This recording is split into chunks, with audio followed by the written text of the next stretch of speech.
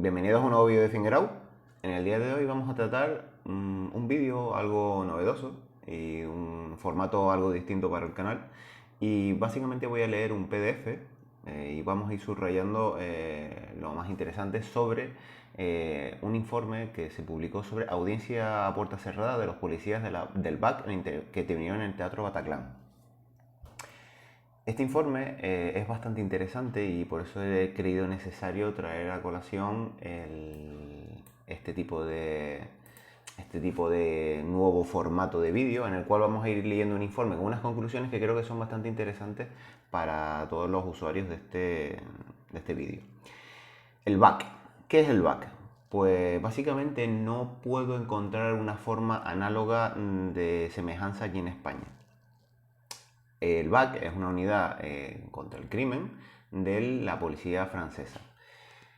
La brigada anticriminal, ¿no? Entonces, pueden ir de paisano como pueden ir de uniforme. Es una especie de PJ muy operativa, vamos a llamarlo así. Es como una área de investigación bastante desarrollada. Ven que aquí están así, suelen trabajar de paisano, pero en ciertas situaciones pues también trabajan de uniforme o medio uniformados. Lo cual le da una gran polivalencia a esta unidad, porque puede ser usada en muchos escenarios. No como muchas unidades convencionales que estamos acostumbrados, que parece que si trabajan de paisano, solo trabajan de paisano, y que si trabajan de uniforme, solo trabajan de uniforme. Y esta unidad tiene el poder de tener una polivalencia en su uso. Pero bueno, no queremos extendernos con este tema. Y volvemos otra vez al texto. El BAC se hizo bastante famoso debido, como último apunte, sobre una serie que acaban de hacer de el BAC. Y es una del BAC básicamente de Marsella, ¿de acuerdo? BAC Nord. Una serie de pocos capítulos, bastante interesante. Y le recomiendo su visualización por parte de los que nos estén escuchando. Aquí les dejo un gráfico de más o menos de la pirámide de intervención gradual de fuerza de donde estaría el BAC situado. Lo vemos aquí a mitad de pirámide. En la parte de más abajo estarían las policías y de patrulla normales, convencionales. Y ya a un nivel medio de intervención ya estaría el BAC y ya estando por encima las brigadas de GIGN y bueno, todo el mundo los conoce y el RAID. Bueno, volvemos otra vez a la parte de lo que nos ocupa este vídeo y es este informe. Este informe es bastante interesante y podemos sacar unas conclusiones muy buenas para uso nacional, creo yo. Vamos a ir leyéndolo y me lo he leído previamente y ya lo había leído hace tiempo, pero lo he vuelto a releer y he subrayado ciertas cosas que creo que haya que destacar y que creo que nos pueden dar un aprendizaje bastante importante. En el campo del texto de este vídeo, en la caja de comentarios, dejaré el enlace a este vídeo, pero bueno, lo pueden encontrar aquí en la web de Red Voltaire. Comisión Parlamentaria de Investigación sobre los medios desplegados por el Estado desde el 7 de enero de 2015 para la lucha contra el terrorismo. La audiencia a puertas cerradas de los funcionarios del BAC nocturno del Valdemarne, señores XX, bueno, los que sean como se llaman las iniciales. Entonces empezamos la comisión de investigación. Es una traducción algo extraña, a lo mejor perderán un poquito el hilo a veces en las conversaciones, trataré de reorientarles, pero bueno. Empieza a hablar George Fenech, presidente de la comisión parlamentaria. Señores, con la audiencia de ustedes, terminamos el estudio de cronología de los hechos 2015. El testimonio que ustedes van a prestar completará últimamente el de sus colegas de la Dirección de Seguridad de Proximidad de Aglomeraciones de París, a quienes recibimos esta semana pasada. Ustedes son miembros de la Brigada Anticrimen BAC, nocturna número 94, y ustedes intervinieron el pasado 13 de noviembre de 2015 durante el atentado cometido en el Teatro Bataclan. Cito en la esquina del pasaje X y X, vale, donde ustedes intercambiarían disparos con los terroristas. Por si alguno no lo sabe, les pongo aquí momentáneamente, y a lo mejor se los iré poniendo a lo largo del vídeo, un croquis de cómo era el teatro. Si no han visto documentales, hay un montón de documentales al respecto. Trataremos también de hacer un análisis del atentado a nivel policial más a grosso modo, pero solamente nos vamos a concentrar en Bataclan. Aquí estaría la parte principal de la entrada al Bataclan. Aquí por lo visto hay una cafetería del Bataclan. Y aquí está el pasaje donde todos hemos visto en esta pared la gente saltando desde las ventanas a un callejón, donde hay justo aquí una intervención por parte del BAC, ¿de acuerdo? Les iré también dejando algún tipo de fotografía o vídeo a lo largo de este vídeo. En esta audiencia se desarrolla a puerta cerrada, debido al carácter confidencial de las informaciones que ustedes pudieran revelarnos. Por consiguiente, no está siendo transmitida a través del sitio de la Asamblea Nacional. Sin embargo, con conformidad con el artículo X de una ley sobre el funcionamiento de las asambleas parlamentarias, las transcripciones de la audiencia celebradas a puerta cerrada serán entregadas previamente a las personas que declaran en dichas audiencias para recoger sus observaciones. Esas observaciones serán entregadas a la comisión investigadora, que podrá decidir incluirlas en su informe. Permítame recordar que, de conformidad con la disposición del mismo artículo, será castigada con las penas previstas en... Bueno, vamos a saltarnos la parte legal. Bueno, cedo la palabra a ustedes solicitándoles que describan rápidamente el papel que se vieron llamados a desempeñar personalmente o junto con su unidad con la mayor precisión posible en tiempo y lugar. Empieza hablando el brigadier. La noche del 13 de noviembre de 2015, yo estaba de servicio como jefe de vehículo del BAC, destinado a operar prioritariamente en Valdemer, y a bordo del cual se hallaba el brigadier y el señor X iniciales. Estábamos alrededor del Ibir y el Sheraton, cuando oímos el primer mensaje en la frecuencia parisina de la radio regional 137 sobre una explosión en el Estadio de Francia. Recordemos que antes del Bataclan se hizo primero unas detonaciones, el atentado empezó en el Estadio de Francia, donde se jugaba un partido importante y donde estaba el presidente del gobierno en ese momento. Nuestra unidad se integró en la Subdirección de Servicios Especializados, cuya misión es intervenir en toda la zona que se halla bajo responsabilidad de él en caso de hechos extraordinarios. Así que decidí regresar a Vicennés. Queríamos cenar rápidamente para estar disponibles después para irnos al 93. Perdón. Recibimos la información sobre la segunda explosión cuando estábamos de camino, lo que nos llevó a acelerar nuestro desplazamiento. Luego, cuando estábamos instalándonos en Vicence, supimos por la frecuencia 137 que se habían registrado ataques en varias terrazas de cafés en París. Por iniciativa propia abordamos nuevamente nuestro vehículo y retomamos nuestro equipamiento. Importante, se equiparon.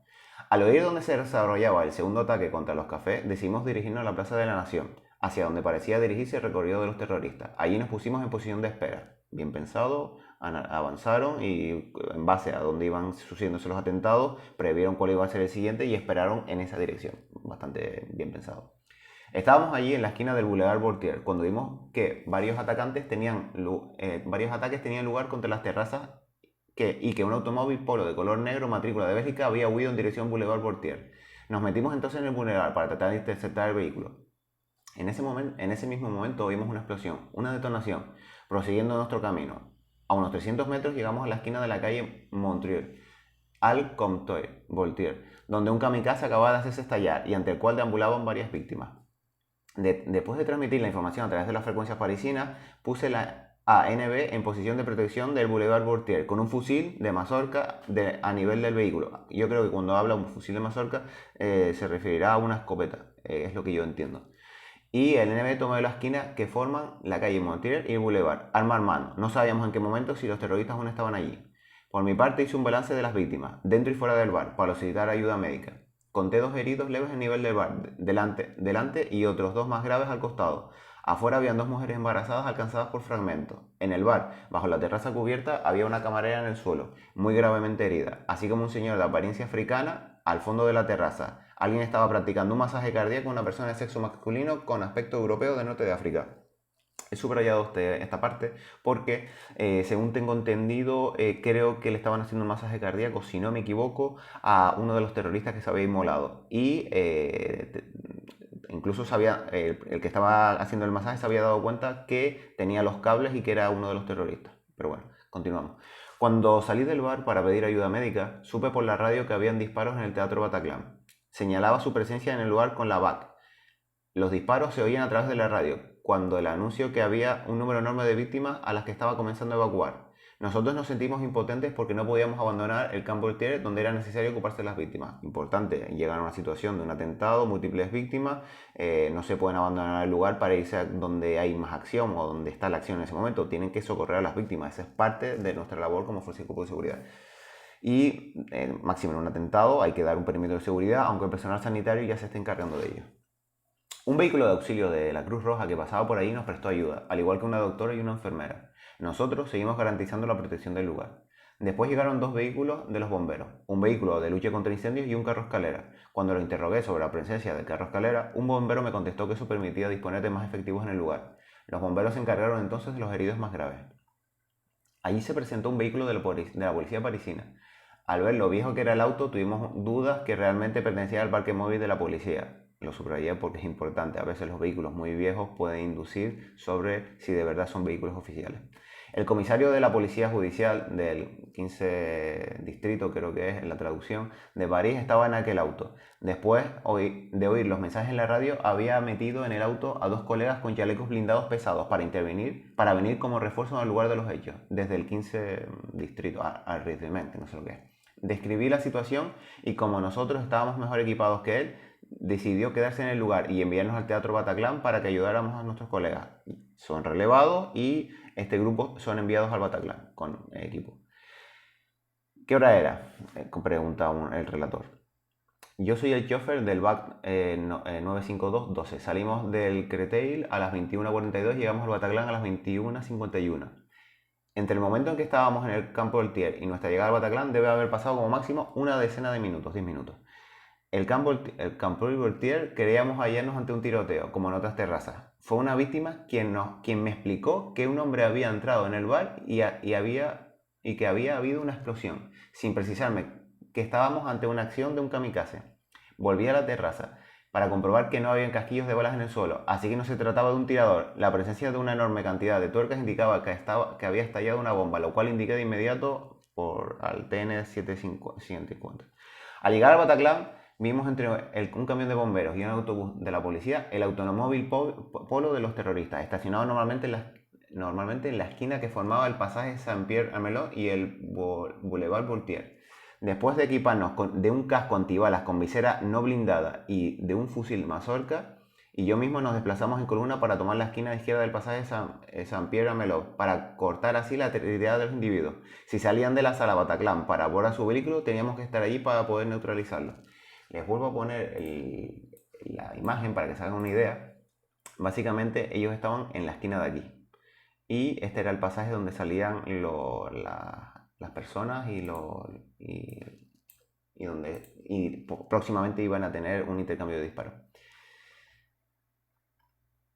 Vale, para poder averiguarse y tener que estar allí para poder neutralizarlo. Estaba en la otra esquina, del lado del Bataclan, y AD detenía los vehículos particulares y los taxis utilizándolos para evacuar a los heridos con ayuda de una camarera. También pude ver que PT ayudando a las víctimas a salir del Bataclan. Importante, utilizar los medios a nuestro alcance, ya sea personas que pasen por allí o incluso otro tipo de funcionarios que a lo mejor no se dedican a esto. Oye, traslada a estos heridos o incluso parar un autobús, de transporte público y vamos, poco menos que descomisarlo y usarlo de forma de transporte masiva de heridos, ¿de acuerdo?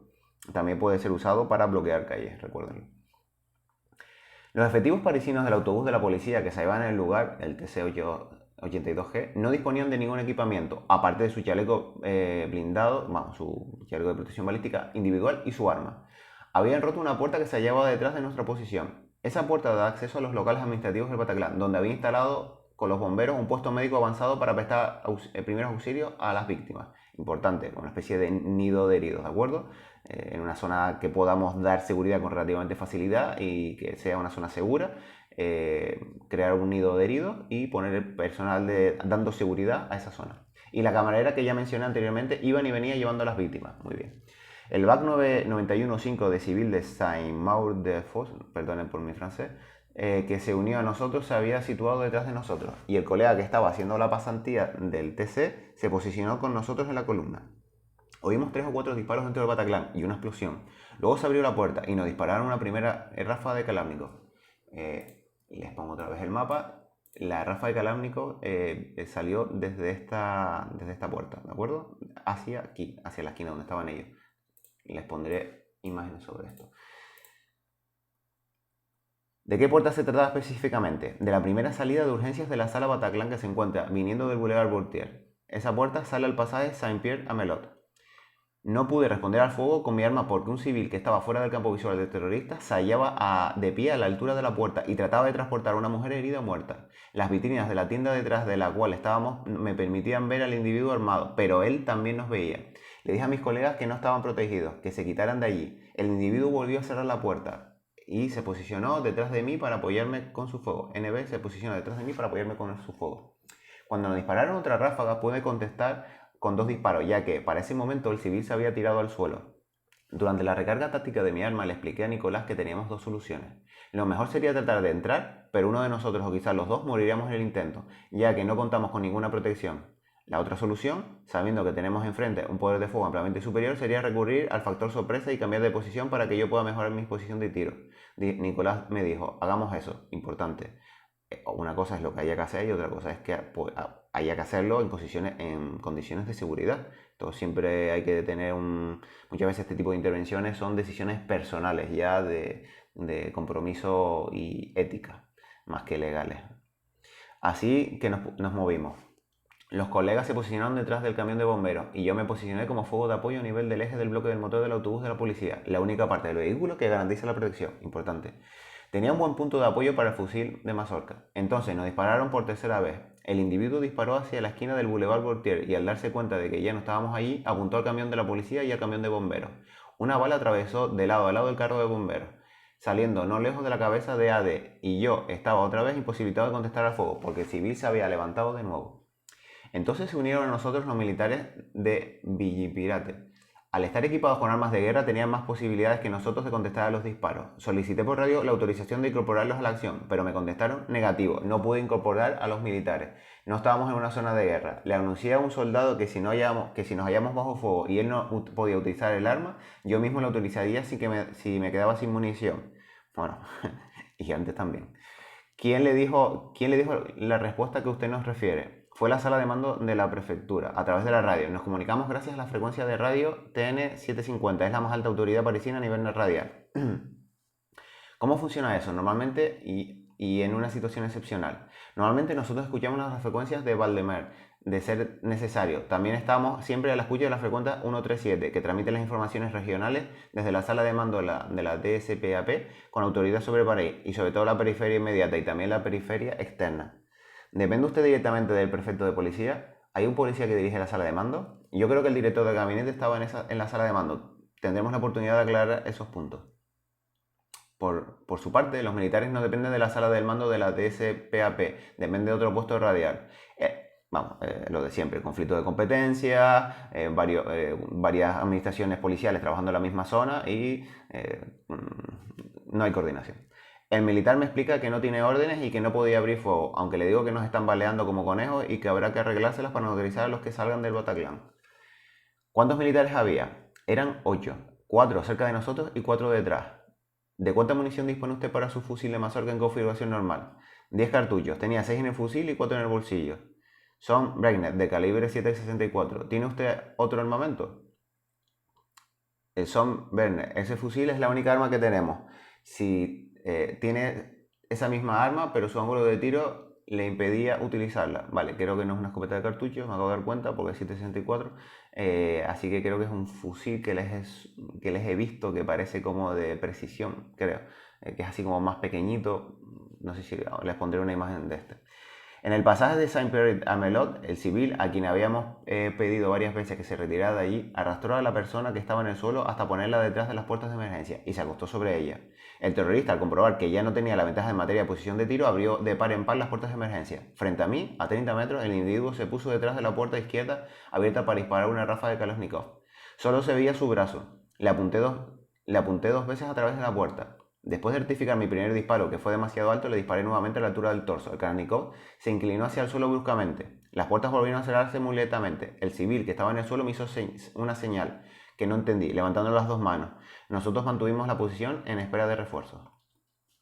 Después llegó el conjunto de nuestra unidad, o sea, el resto de la BAC nocturna 94 de uniforme y con equipamiento pesado, casco pesado, escudos balísticos, escudos antibalas, chaleco pesado, armamento más adecuado. Nosotros fuimos a buscar equipamiento en nuestro vehículo de intervención y después volvimos a ocupar nuestra posición. En este intervalo de tiempo, otros efectivos habían llegado como refuerzo, entre ellos la Brigada Especializada de Terreno, BST, y la BAC de Camping sur Mer. La fuerza de intervención rápida de la BRI llegó en aquel momento. Ya llegan las primeras unidades de intervención. Bastante rápido, la verdad. El presidente de la comisión pregunta: ¿puede usted hacer un estimado del tiempo transcurrido entre su llegada, los primeros intercambios de disparos y la llegada de la BRI? 15 minutos. Entre el primer intercambio de disparos y el último hay casi 10 minutos. En aproximadamente entre las 22 y las 22:15 minutos. La BRI llega más o menos hacia las 22:45. Recuerden que estos primeros funcionarios han estado primero en otro lugar y se han desplazado hasta el Bataclan. Por lo tanto, a lo mejor han sido en total casi media hora de reacción. Vamos redondeando. Más o menos, ya no estaba mirando mi reloj. Nos pidieron que los diéramos apoyo porque no eran suficientes. ¿Cuántos miembros de la FIR había? Al principio debía ser una docena. Tomaron prestado el escudo antibalas que utilizaba OB, un segundo escudo de la BST de Champigny y me parece un tercer escudo de otro servicio. No tenía la protección antibalas, la otra protección antibalas que sus chalecos. Su francotirador me pidió fuego de apoyo y protección antibalas para cruzar el Boulevard Voltaire con el fin de tener ángulo de tiro sobre la fachada del Bataclan. Nos equipamos con 2 elementos pesados, con 2 escudos y 2 fusiles de mazorca, y lo acompañamos 3 hombres. Llegó el resto de la BRI y también del Raid. Se pusieron en posición. Gracias a su vehículo blindado, pudieron penetrar en el pasaje de Saint-Pierre-Amelot para ayudar al civil que se encontraba allí con la señora tendida en el suelo. No sé cuánto tiempo después lanzaron el asalto. Es normal que las fuerzas de la BRI no tengan escudos antibalas. No sé cuál era el medio de transporte de los hombres de la BRI. Quizás vinieron en motocicleta. Los escudos de plástico o pesados, o sea, rígidos, son voluminosos y los vehículos administrativos de los que dispone actualmente no están adaptados para nuestras misiones actuales. No es posible meter un escudo antibalas en un automóvil Peugeot 308 y ni siquiera le hablaré de los colegas de la comisaría que llegaron en su Peugeot Partner. Tenía un escudo antibalas porque andaba en un Ford Mondeo. Es importante que sepan que los escudos balísticos plásticos no detienen las balas de un Kalashnikov. Hay que agregarles una placa especial que pesa más de 20 kilogramos. Los escudos rígidos detienen los disparos del Kalashnikov, pero no caben en nuestros vehículos. Vuelve otra vez el presidente de la comisión a hablar. Señor LC, creo que la BAC 95212 fue la primera en llegar a Bataclan. ¿Es así? Yo soy el jefe del grupo de la ADT y PT. Nosotros estamos en el sector de Créteil, cuando vimos que se había producido explosiones en el Estadio de Francia. Nos dirigimos primeramente hacia Denis, luego cambiamos de itinerario para ir a París y al Bataclan, cuando supimos lo que estaba pasando. Confieso que no soy dado a recordar los horarios. El vigilante AD será más preciso que yo sobre ese tema. Soy el chofer del jefe LS y del vigilante PT. Salimos de Créteil a las 21:42. Llegamos a Bataclan a las 21:51. Yo tengo la hora en la pizarra del vehículo y llamé telefónicamente a mi esposa para avisarle en el momento en que salíamos. Ustedes llegan antes que el comisario N, que se dirigió primeramente al lugar. Nosotros llegamos justo un poquito antes que el comisario y su compañero. Nuestra intervención se desarrolló en 3 fases. Primeramente, el señor AD prepara el material de seguridad, o sea, los cascos pesados y el escudo antibalas, y nosotros no tenemos chalecos pesados. Mientras tanto, el señor PT y yo nos metemos en el pasaje Saint-Pierre-Amelot. Informamos a nuestra estación directora de lo que vemos. Es una escena de guerra, personas tendidas en el suelo y heridas o muertas. Importante, informamos a nuestra estación directora de lo que vemos. Creo que luego de haber conversado con él posteriormente, que en ese momento el comisario N y su chofer penetran en el Bataclan por la entrada principal y neutralizan a uno de los terroristas. 200 o 300 personas salen en Bataclan por el pasaje. Importante. Ellos entran por la parte, están hablando que el comisario con el conductor entra por esta entrada y neutraliza a uno de los terroristas. Y en ese momento se produce una estampida de personas por el callejón. Continuamos. Vale. Vale. Nosotros pasamos revista visualmente a la multitud en busca de posibles terroristas. Importante, los terroristas se pueden camuflar entre las personas que huyen, haciéndose pasar por víctimas. Nos encontramos ante un movimiento de pánico, pero pedimos a las personas que pueden valerse por sí mismas que ayuden a las que son menos capaces de hacerlo. Algunas vuelven sobre sus pasos para ayudar a los heridos.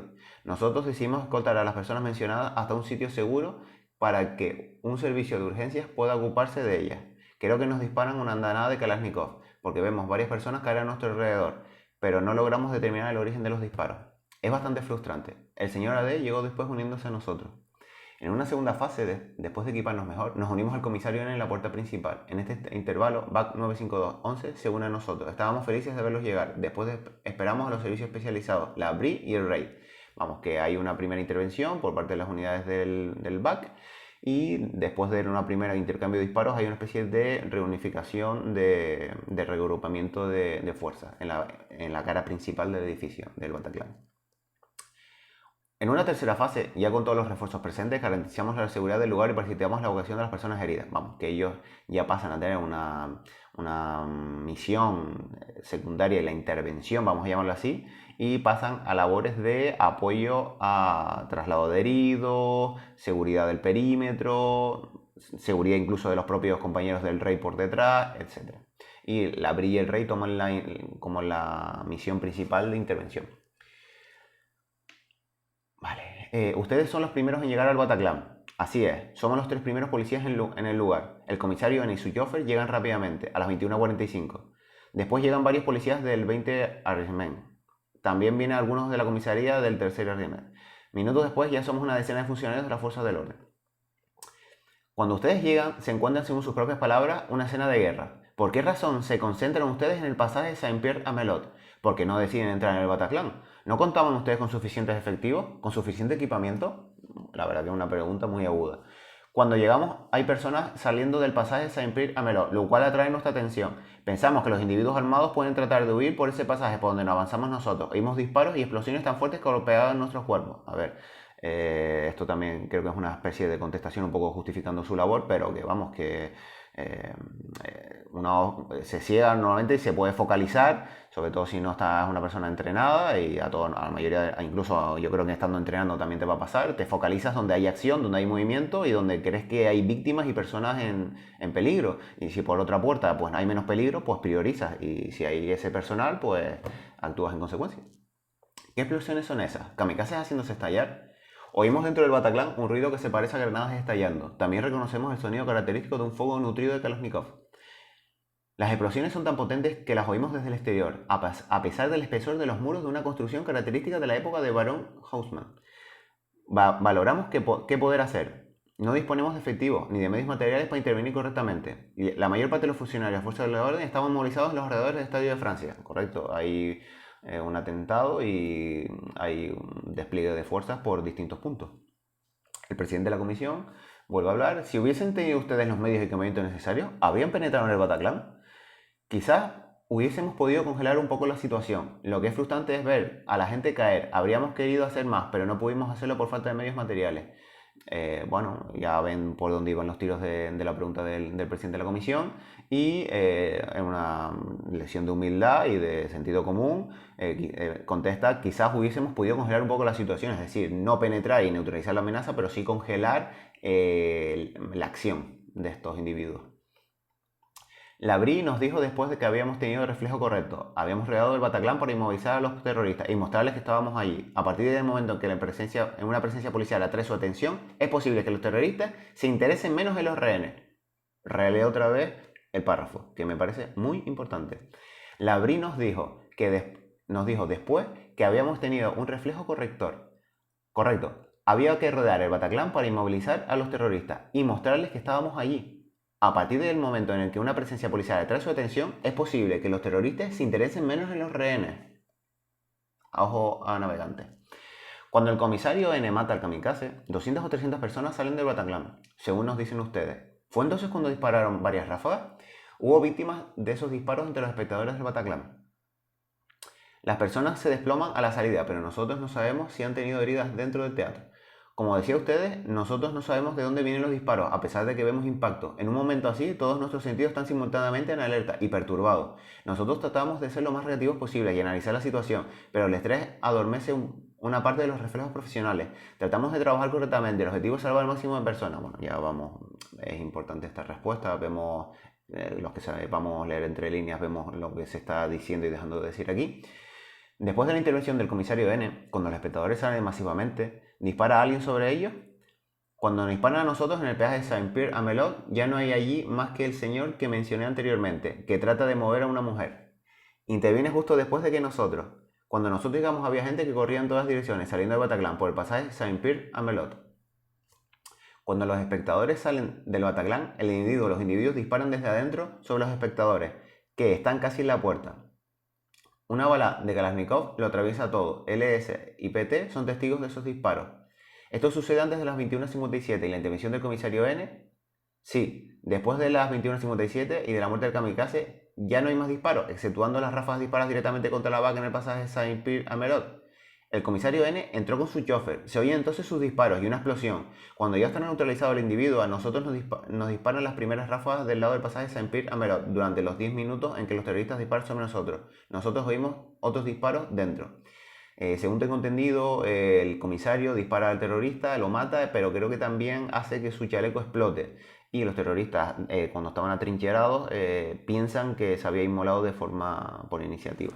Según tengo entendido y no he entendido mal todo el análisis de este acontecimiento.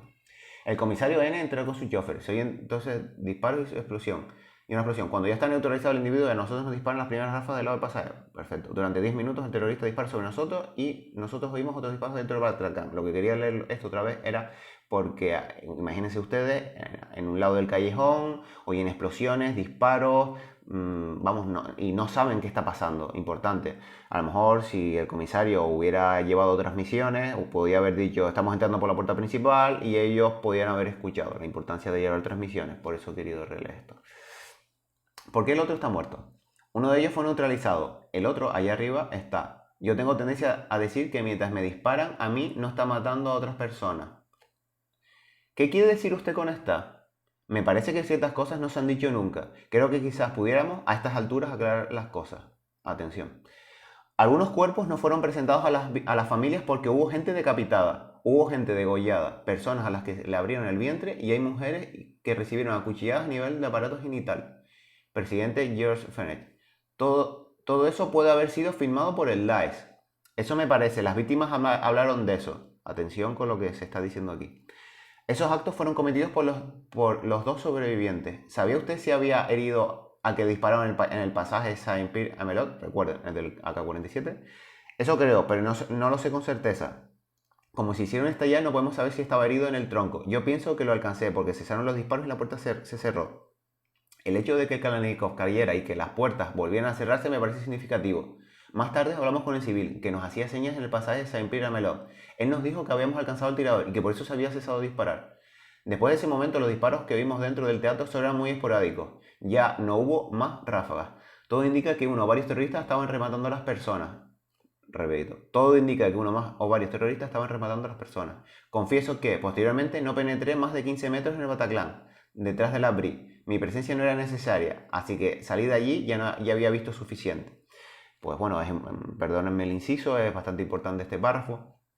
Desde que la Brie toma y las unidades de intervención entran en el Bataclan y toman las riendas del asunto, ya no es necesario que un personal que no está capacitado para a lo mejor esa labor, que a lo mejor si te lo piden sí, porque hace falta personal para dejar por ciertas estancias para la seguridad, pues sí, pues si te lo piden, pues entra o haces lo que tú creas que te están pidiendo o que puedes ayudar. Pero no es necesario que incluso haya gente sin control y sin identificar dentro de los dispositivos de intervención que tendrán sus procedimientos, por ahí suelta y agentes de policía encima con la oscuridad, sin buena visión, es peligroso.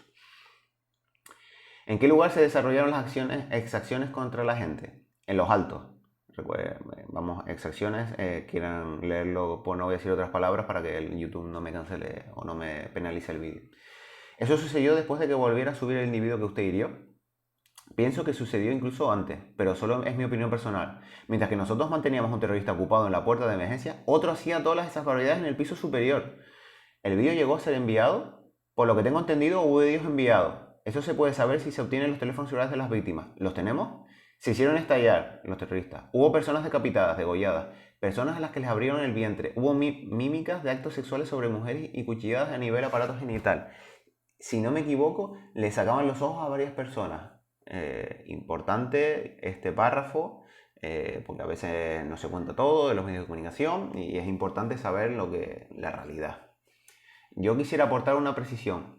En respuesta a una pregunta del señor relator, quien se pregunta por qué mis colegas se habían dirigido inmediatamente al pasaje Saint-Pierre a Melot, ellos lo dijeron. Fue porque allí se veían las víctimas saliendo por las puertas de emergencia, pero también porque algún tiempo después de bajarnos del auto, llegó un vehículo de la policía y se estacionó ante la entrada principal de Bataclan en dirección a la calle Overkamp, sin duda en espera de otros colegas, de otros compañeros.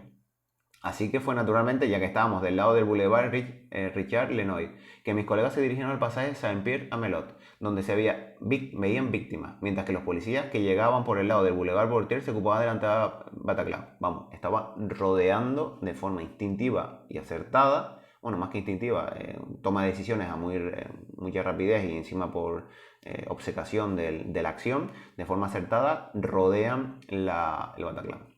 Y de esa manera congelan también un poco la libertad de movimiento. El comisario N llega 3 minutos después que ustedes y entra directamente en el Bataclan. ¿Ustedes han hablado con él? No. En realidad, ustedes ni siquiera saben en aquel momento que él había entrado en la sala. Recuerden, había entrado el comisario, había disparado y había neutralizado a uno de los terroristas. Y ellos ni siquiera sabían que habían entrado por la puerta principal. No lo sabíamos. Y él tampoco sabía que nosotros estamos al lado de las salidas de emergencia. En un segundo momento nosotros nos retiramos para prestar algo de protección a las víctimas y así tuvimos un contacto visual con el comisario N, importante. Y el segundo escalón que se toma por parte del BAC, ya empiezan a hilar cabos y atar lo que ha ido sucediendo. Nuestra tripulación se dividió después en 2 grupos. AD se une con el BAC 95211 del señor TP, mientras que el señor PT y yo nos unimos al comisario N a la entrada de la sala. Este último quería penetrar nuevamente en el Bataclan, pero una luz nos cegaba. No conocíamos la topografía exacta del lugar y todavía no contábamos con suficiente armamento. O sea, no teníamos ni los medios materiales ni el conocimiento del lugar que nos habría permitido progresar dentro del Bataclan. Importante. Los medios, conocimiento de zona. Muy importante. Si tenemos sitios emblemáticos en nuestra demarcación, es importante ir y reconocerlos. Un día que tengamos menos estrés laboral, pues pasarnos y darnos una vuelta para reconocer el terreno. Si los terroristas hubiesen salido, habríamos hecho todo lo posible por neutralizarlos, pero sabíamos que no disponíamos de los medios materiales para intervenir en la sala de condiciones de seguridad. En este momento que los colegas de ustedes sacan a los heridos del Bataclan, 2 o 3 personas lograron salir, nosotros las acompañamos. Los servicios especializados nos revelaron cuánto llegaron. Nosotros ampliamos el perímetro y garantizamos su seguridad trabajando, cuando era necesario, en equipos mixtos con la BRI. Importante, si la unidad de intervención nos pide colaboración porque les hace falta personal para dejarle un sitio, dejar una zona custodiada, pues se les hace caso. Estuve un rato con un colega de la BRI que seguía sus frecuencias operativas. Yo me mantuve en la frecuencia del BAC 75N. Intercambiamos nuestras informaciones. Tuvimos muchas dificultades de comunicación sobre esta intervención. Eso fue un gran problema. Era muy difícil conectarse con la frecuencia de emergencia. Recordemos, muchas personas, un atentado en múltiples sitios, las transmisiones colapsadas. Importante también a lo mejor en ciertas unidades, sobre todo si se trabajan juntas, utilizar los canales en simples, ¿de acuerdo? Y no saturar los repetidores. O también tener enlaces de coordinación. A lo mejor dentro de un grupo que alguien maneje 2 frecuencias o 2 transmisiones, una en simples con su grupo, normalmente el que más caracterizado sea, y otro con el resto del cuerpo policial. Normalmente si usted pide la prioridad en esa frecuencia se le concede, pero aquella noche todo el mundo le pedía al mismo tiempo y eso saturó el sistema. Claro, cualquier policía que no esté entrenado, todo va a ser, aunque esté escuchando que hay intervenciones en otros lugares, lo que él está viendo es súper vital para... casi no es objetivo en comparación con el resto de las circunstancias, pero sí es objetivo si fuera una situación normal. Vamos, espero que se me entienda lo que quiero transmitir. Ellos están presentes en una segunda fase, pero no al principio de nuestra intervención. Los militares estaban presentes en aquel momento. Ellos están presentes en una segunda fase, pero no al principio de nuestra intervención. Nosotros llegamos al lugar 10 minutos después de que Lauren. Nos dispararon en el pasaje Saint-Pierre-Amelot durante 10 minutos. Y los militares llegaron en ese intervalo, ya que estaban con nosotros durante las 2 últimas ráfagas. Ya habían estado en el lugar un cuarto de hora después de la intervención del equipo LS. En cuanto a la coordinación y la comunicación, los terroristas lograron lo que querían, saturar las frecuencias, utilizando un procedimiento militar que consiste en multiplicar los puntos de impacto para saturar los servicios de socorro de la intervención. Importante. Fueron sorprendidos porque sin duda no esperaban una reacción tan rápida de nuestra parte, pero en cierto sentido tuvieron éxito. Lauren y yo nos presentamos en el lugar por iniciativa propia. En ningún momento pedimos autorización para ir al Bataclan. Importante. En ningún momento pedimos autorización para ir al Bataclan. Y el que quiera entender, que lo entienda. Las BAC 75, 92 y 93 fueron reagrupadas para formar el BAC nocturno de aglomeraciones. Tenemos, por lo tanto, la posibilidad de tomar iniciativas. El presidente vuelve a hablar. Los primeros en intervenir llegaron todos por iniciativa propia. Es el caso de la DSPAP, del comisario N, de la PAC. Los que actúan siguiendo órdenes llegan en segundo tiempo, hacia las 22:50. Por si a alguno no le ha quedado claro, repito, es el párrafo del presidente de la comisión. Los primeros de intervenir llegaron todos por iniciativa propia. Es el caso de la DSPAP, del comisario N, de la PAC. Los que actúan siguiendo órdenes llegan en segundo tiempo, hacia las 22:50 minutos. Es importante saber que en materia de cobertura radial, París está dividido en arrondissements, que es como distritos, vamos a llamarlo. Así que las frecuencias ya estaban monopolizadas porque en la misma zona hubo una multiplicación de los ataques y posteriormente de llamadas solicitando auxilio para numerosas víctimas. Ante esa saturación, ni Lauren ni yo recurrimos a la radio para anunciar nuestros desplazamientos. Lo típico, no querían saturar las transmisiones generales y ni siquiera se comunican con ellos mismos, con su propia unidad. Solo la utilizamos cuando ya estábamos en el lugar. Yo lo hice en el Camp Voltaire y Lauren en Bataclan. Bueno, pues cuando hay un incidente con que las transmisiones van muy saturadas, pues se comunica lo más básico de todo. A lo mejor, pues mira, nos desplazamos hasta allí, que sería importante en otra situación, pues a lo mejor lo puedes obviar si las transmisiones están muy colapsadas y solamente decir ya estamos aquí, para que las salas de servicio tengan conocimiento. Cuando estuvimos en el lugar, el jueves pasado, el señor BB y la señora CP, miembros ambos del CSI 75, la compañía de seguridad de intervención de aglomeraciones parisinas, nos contaron que ellos habían pasado toda la noche evacuando víctimas. Ellos estaban en el lugar cuando ustedes llegaron, ustedes deberían haberlos visto. La CSI no estaba en el Bataclan, sino en las terrazas. Llegaron allí mucho después que nosotros. El señor BB fue directamente al Bataclan. Nosotros estamos en la frecuencia regional 137, no teníamos las frecuencias parisinas. Hay algo que no concuerda bien. Yo veo al comisario llegar a apoyarse en el bar y eliminar a un terrorista, pero ¿estaban estos dos policías? Estaban el comisario BB y CP, que es su adjunto. Yo participé en la evacuación con el comisario BB y el BB. La BRI, que llegó para relevarnos, instaló un escudo Ramsey ante la puerta del Bataclan, antes de penetrar en el establecimiento, cuya seguridad verificaron como pudieron. Claro. La columna de la BAC 75N lo siguió con el armamento de asalto. Por orden de la BRI, nosotros comenzamos a evacuar todos los heridos que podían moverse por sí mismos. Vinieron hacia nosotros y después de cachearlos superficialmente, los dirigimos hacia el puesto de mando de seguridad. Después comenzamos a evacuar a los heridos que estaban tendidos en el suelo. Repito. Por orden de la BRI, nosotros comenzamos a evacuar todos los heridos que podían moverse por sí mismos. Vinieron hacia nosotros y después de cachearlos superficialmente, los dirigimos hacia el puesto de mando de seguridad. Después comenzaron a evacuar los heridos que estaban tendidos en el suelo. Se prioriza y se hace un triaje. Y hay que cachear a las personas, aunque sean supuestas víctimas. El comisario BB nos ayudó con otros colegas. O sea, pasó una hora entre el momento en el que el comisario mata al terrorista y el momento del asalto. El asalto tuvo lugar a las 12:20 de la noche. Más o menos sí. Los horarios de los hechos correspondían globalmente a los relevos entre el CSI, que trabajaba de día, y la BAC 75N. Durante el relevo a veces tenemos problemas con los medios, ya que algunos materiales los utilizamos en común entre los equipos diurnos y nocturnos. Es decir, que para ahorrar costes se tienen medios repartidos en ambos turnos y se tienen que hacer paso de uno a otro. Por lo tanto, en una situación donde tengan que actuar todos a la vez, no hay medios para todos. Ustedes estaban en el lugar cumpliendo su turno de servicio. ¿No oyó usted ningún disparo entre el momento en el que el comisario disparó y el momento del asalto? Solo de manera muy esporádica, tiro a tiro. Nosotros no vimos más ráfagas. ¿Cuántos tiradores hay? Nosotros no los vemos, oímos disparos de vez en cuando. Estoy extrapolando, pero podemos imaginar que daban una vuelta y de vez en cuando le daban 1 o 2 tiros a alguna víctima.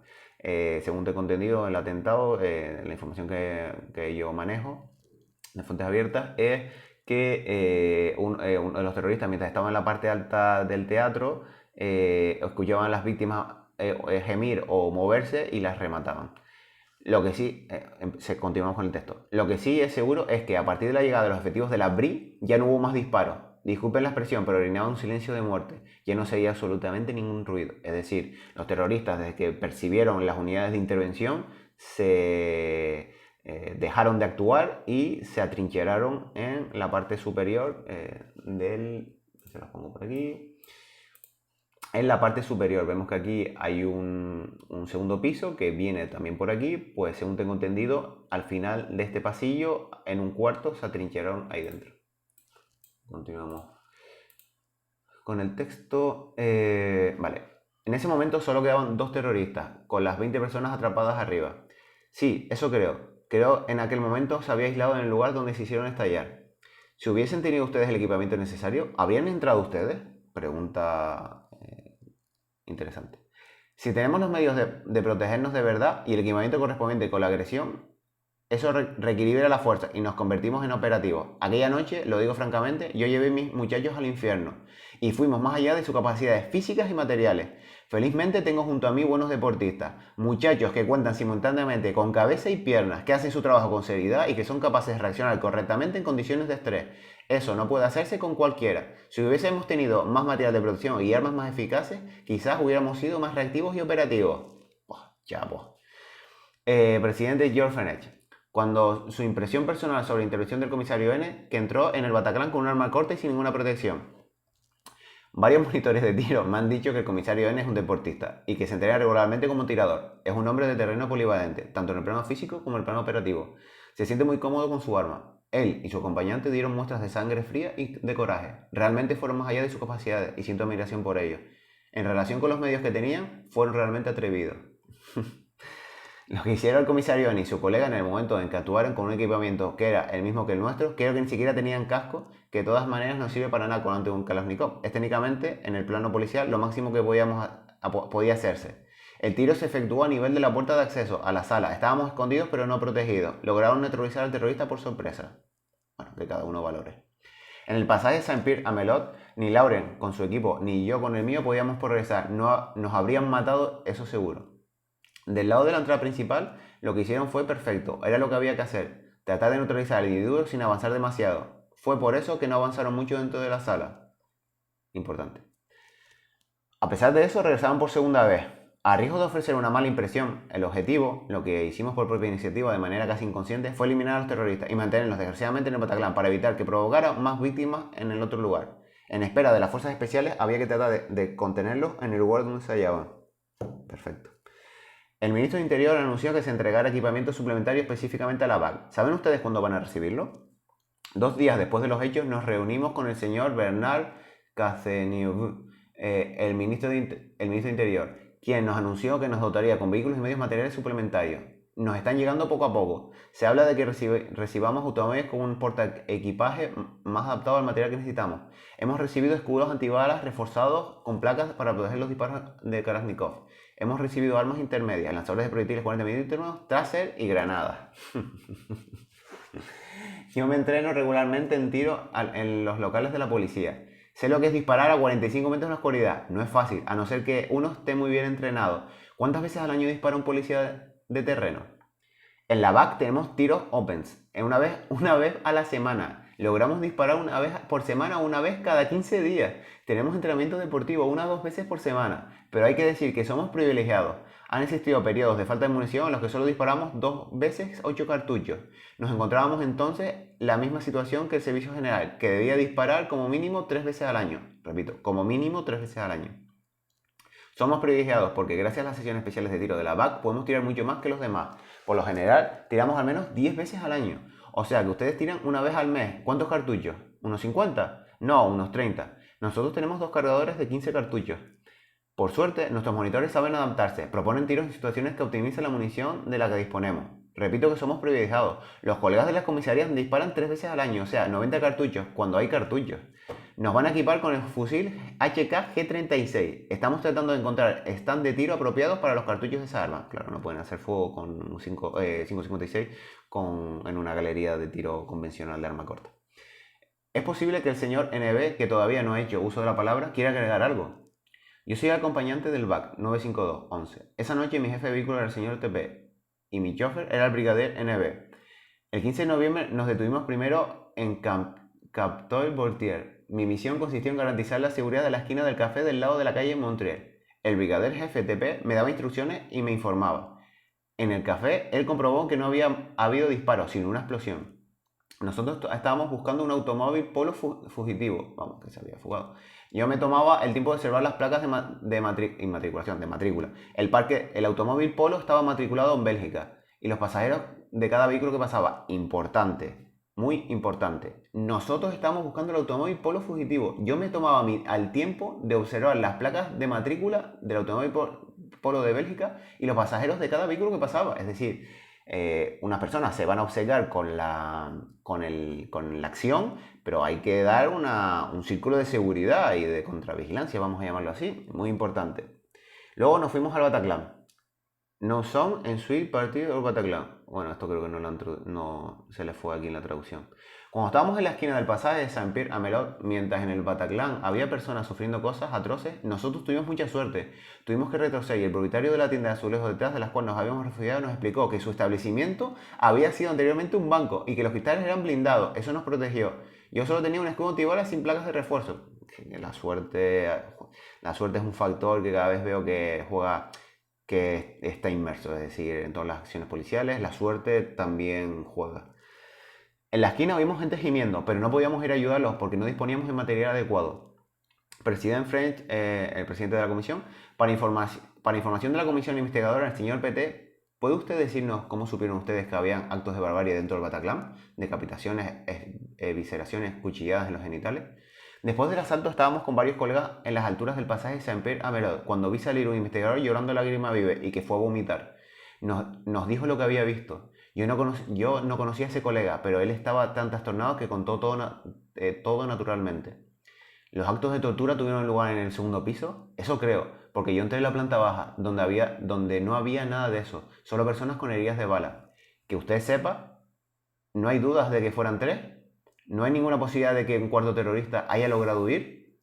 Estamos seguros que eran al menos 3, pero es posible que fuesen 4. Las radios transmitían las llamadas del número de urgencias de la policía, el 17. Se oía hablar de 3 individuos, quizás 4. ¿No hay posibilidad alguna de que una cuarta persona haya podido huir haciendo evacuar junto a los heridos? No es posible. Es por eso que mis colegas cachearon superficialmente a todas las víctimas. Perdón, no es imposible. Es por eso que mis colegas cachearon superficialmente a todas las víctimas, incluso a los heridos, que salían por la entrada principal. Efectuamos sistemáticamente un cacheo superficial, al menos a nivel del plexo y de la parte del torso y de las piernas. ¿Es posible que un cuarto terrorista pudiera haberse herido y huir entre los heridos? Entre los heridos no lo creo. Solo aparecen 3 armas de guerra. Eso ya tiene que ver con las investigaciones. Por nuestra parte, nosotros no sabemos nada de eso. Señores, agradecemos profundamente este importantísimo testimonio. La comisión investigadora rinde homenaje al coraje a ustedes demostrado en su intervención en el lugar de los hechos. La verdad que muy bien, me ha gustado mucho. Me ha gustado mucho esto, se puede aprender bastante, sobre todo un poco de las dinámicas a posteriori, de lecciones aprendidas, el tema de las comunicaciones, congelar las amenazas, la falta de medios, al final las decisiones casi personales, filosóficas o éticas de vocación y sacrificio de una persona a atreverse a asomarse el comisario N, por ejemplo, y disparar porque sabía que tenía buena puntería desde fuera y neutralizar a uno de los terroristas. Sí, ahora podemos valorar esa situación a lo mejor de forma crítica, o bueno, pero es lo que se hizo, sí, salió bien, no que no salga mal significa que salgan bien, pero bueno, se salieron las cosas así, muy bien después de que las primeras unidades de intervención siempre son las más bajas, vamos a llamarlo la pirámide de uso de la fuerza de intervención. Y muy bien cuando llegaron las unidades de intervención que pusieron a estos elementos como segundo círculo para apoyo, para ponerlos en situaciones estratégicas donde ellos creían conveniente y para evacuación de víctimas, seguridad perimetral, etc. La verdad que muy bien. Me gustó tanto este artículo que primero iba a ser el análisis del atentado general, desde que salen de Bélgica hasta que llegan a París. Pero creo que se pueden sacar de este texto muchos aprendizajes muy interesantes y por eso decidí hacerlo con premura antes que el análisis del atentado. Será el siguiente que vaya a realizar. Como espero que les hayan gustado las imágenes que les iré poniendo a lo largo del vídeo. Recuerden que tienen este texto, si se lo pueden descargar en el campo del texto de este vídeo de YouTube. Tienen ahí el enlace, se los voy a dejar para que lo vean. Y recomiendo de nuevo encarecidamente su lectura, e incluso su difusión. Por favor, difundan este vídeo entre los compañeros. Podemos concienciar mucho con un pequeño gesto, son 10 folios que podemos leer y podemos aprender bastante. Espero que les haya gustado este vídeo y nos vemos en el siguiente.